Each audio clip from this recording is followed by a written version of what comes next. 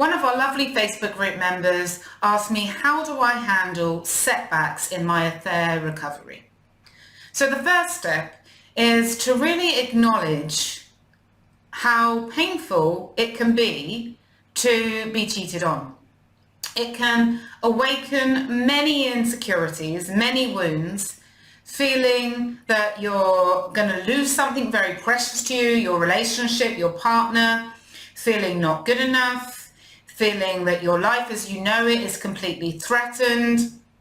And that's really, really traumatic. So acknowledging that you are going through a process of healing and it takes time. And just because one day you may go into a very negative spiral and spin, one day you may feel like, I can't do this, I can't get over this, I'll never trust again, I'll never be able to get over this, I'll never be able to forget, I'll never be able to forgive, I'll never be the same again. It can be really traumatic. So it's so important to be kind to yourself and to realize that one bad day every so often is both normal, natural, and loving yourself through it is the only way to help yourself.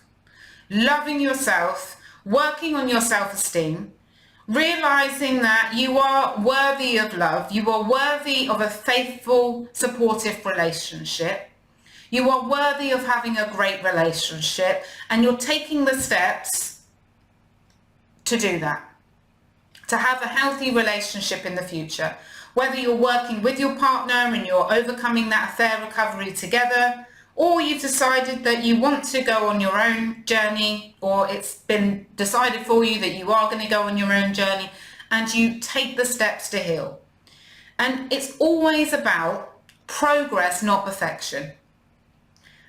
I often see, and I am definitely 100% guilty of this myself, people expecting themselves to be happy all the time.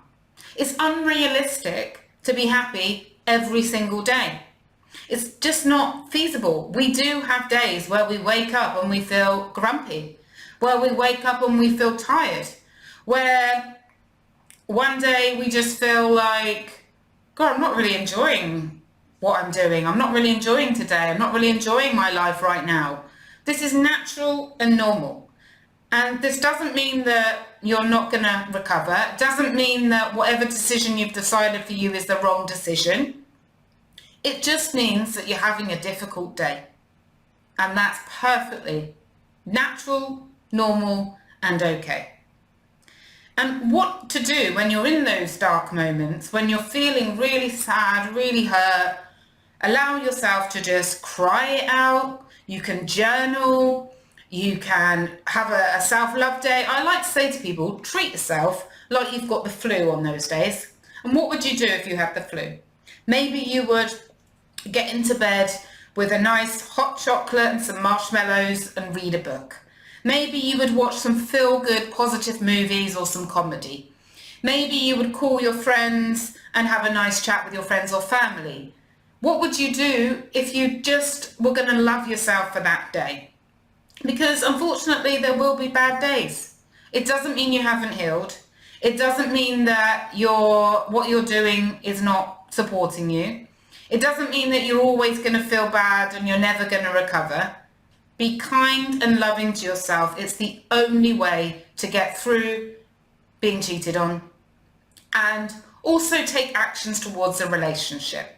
Because we all know that quote so well about insanity is doing the same thing and expecting a different result. If your relationship, you're not really working on that, you're not really improving that, then in your subconscious mind, it's going to be like, well, how are things going to be different? So working on your relationship, taking positive actions, not just talking about it. A lot of people struggle to recover from affairs because all they do is talk over the negative. All they do is talk over, well, our relationship was in such a bad place. Well, you did this to me, you did that. That's not going to help you. You want to focus on building an exciting present together, building an exciting future together. What can you organise to look forward to? How can you deepen your physical intimacy? How can you deepen your emotional intimacy? And that's absolutely what I love to do and guide couples through, whether that's in my one-to-one program, or whether that is in my group program, or whether that's people getting the affair recovery audio programs, which may surprise you. My affair recovery 4 audio programs in one doesn't really focus on the past, because that's not going to help you. It's taking and focusing on the future, focusing on what you need to feel good about yourself, focusing on what you need your partner to do for you and what you can do and give to them.